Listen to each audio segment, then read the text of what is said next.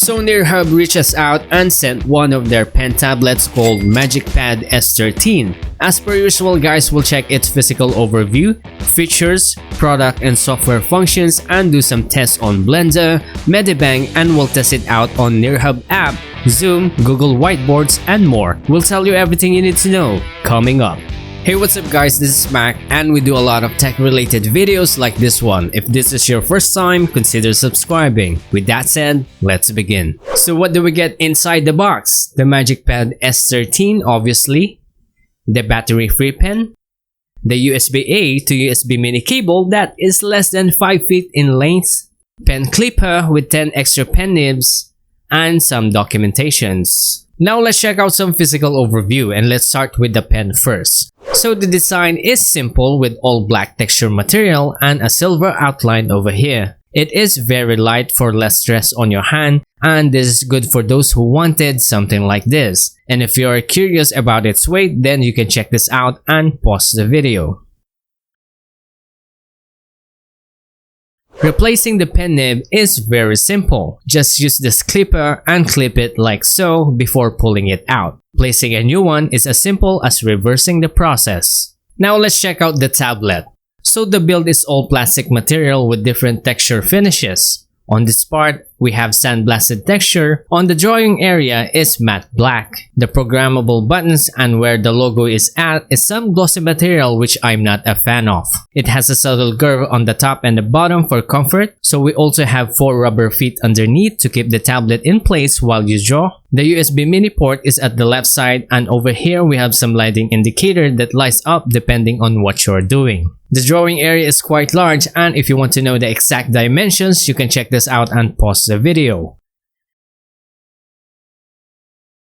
We also got a total of 8 programmable buttons where you can program them in accordance to your workflow. We'll talk more about this as we go through the software later, but for now, let's check out the features. So this pen tablet is compatible with Windows, Mac OS, Chrome OS, and Linux. This pen tablet basically works on any software that detects pen pressure, assuming you have enabled Windows Ink in your Windows operating system. It has a passive electromagnetic technology with 8192 levels of pressure sensitivity, which is becoming common nowadays, and if your pen tablet is less than this one, then you should buy one of these already. It has 5080 LPI reading resolution with max report rate of 266 RPS and also a reading height of 10 mm. Like I've mentioned earlier, this one has 8 fully programmable buttons that can be configured in its software. Just a quick reminder though, if you have other pen tablet software in your PC, you need to uninstall it first because we will have driver conflict, which actually took me some time to figure it out with the Nearhub support team. Well, anyways, let's move on to the next topic about the software driver. Now in the software, we got 3 major tabs, aka the work area, pen settings, and shortcut settings.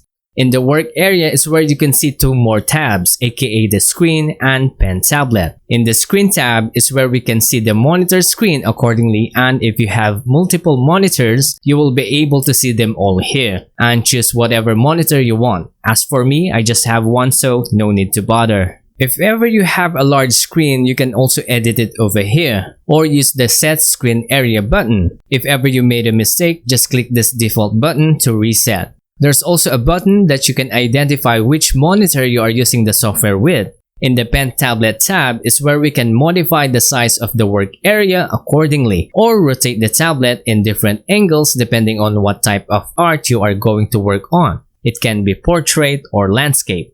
It is actually straightforward, so just play around with the settings accordingly. Now in the pen settings is where we can customize the pen pressure, set it up in accordance to how heavy or soft you want it. You can also choose between the mouse mode and the Windows Ink, and again, if you made a mistake, just click this default button to reset. In the shortcut keys is where we can program the 8 different buttons on the tablet. You can use the default or customize your own, and obviously we're going to customize our own here. So in the key customization window, you can set it to mouse control with keyboard combinations or make a macro. There are some of these other functions to disable, show driver panel, or use it as a switch between pen and eraser, which what I'm going to use one of these buttons for. You can also run an application if you desire so, or customize the name if needed.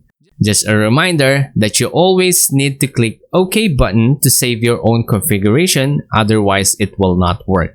By the way, these buttons have an anti-ghosting features, meaning you can press multiple keys all at the same time and all 8 buttons will be registered. This is actually a good thing, especially if you have key combinations you need while using a drawing app. Though you can also do this in macro, but it is a good thing that we have an anti-ghosting feature in this pen tablet. The application plus and minus buttons is where we can connect an app so that your pen settings and shortcut keys will automatically change in accordance to the active app you are currently using. For example, I have a different shortcut keys for Blender and different ones for Medibang, and whenever I'm editing in Blender, the pen settings and shortcut keys will be set automatically. Likewise, when I switch to Medibang app, it will also change the pen settings and shortcut keys accordingly. Lastly, we have the settings icon, which is actually self-explanatory, and we have tested it already and it works as it should. We're actually going to work on some details on this 3D model. As you can see, the texture is very flat and we need to work on some edge emphasis on it, so to speak. Yeah, you will get what I mean in a bit. So for the most part of the image, I edited it in Medibang with this pen tablet so that I can keep the layers separated, which is the thing that you cannot do in Blender. I did this off camera because the video might take too long if I included that in the video. Anyway, as I demo this pen tablet using Blender painting, let me tell you my experience while using it. One very obvious difference from my other pen tablets in the office is that the working area is massive, which is actually a good thing, and it's not straining on my hands considering the shape of the tablet. The pen tablet distance response time is actually very nice and it seems very accurate. Also, drawing on it feels like you're drawing on a real paper using a real pencil. And maybe because of the collision sound. I love the 8K pressure sensitivity because the transition between the large and small details are very smooth, and the response time is very accurate as well. The 8 customizable buttons are very handy, especially if you're using a 65% keyboard layout like I do.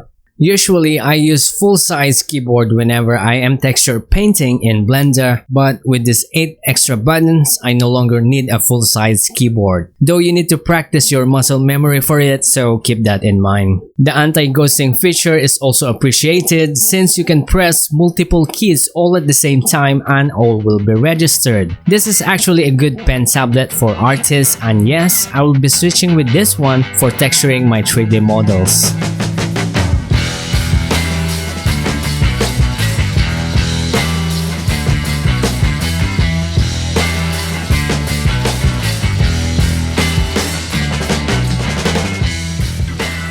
Before moving on, let me just show you this real quick. Nearhub actually got their own whiteboard that is accessible in most operating system platforms, where you can share your drawings, plan a sketch or whatnot to your colleagues. You can also invite or join sessions accordingly. And this is actually free, but you can go for Pro if you need this really bad. Just use the 180 days trial for their business plan to test it out first. Anyway, just in case you wonder if this pen tablet works on Google or Zoom whiteboards, well, it does. Like I said earlier, this pen tablet works on any software that detects pen pressure.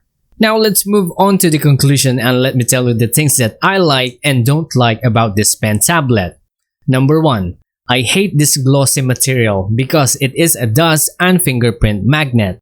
Not to mention it will have these micro scratches that ticks me off. My OCD actually kicks in whenever I see it and loses interest in drawing, so please stop using glossy material on any gadgets.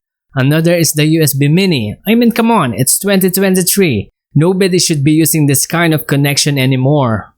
Lastly, the pen. Though this is a personal preference, I would rather have a slightly heavier pen with 2 programmable buttons on it and some sort of stand for the pen, so you won't easily lose it. Now let's talk about the things that I like about this pen tablet. Number 1. The large working area.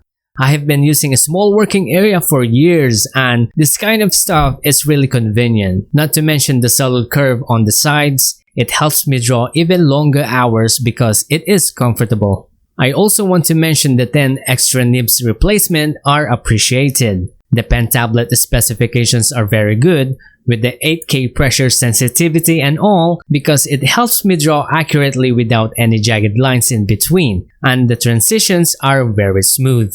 The 8 programmable buttons are very handy and useful if you have a small keyboard like mine. I also love the programmable buttons have an anti-ghosting feature, and programming them all is very easy. The software is straightforward and easy to use for beginners, and I believe most artists who uses pen tablet like this will be able to understand it quickly. Connecting the pen settings and the shortcut keys with several drawing apps is also appreciated.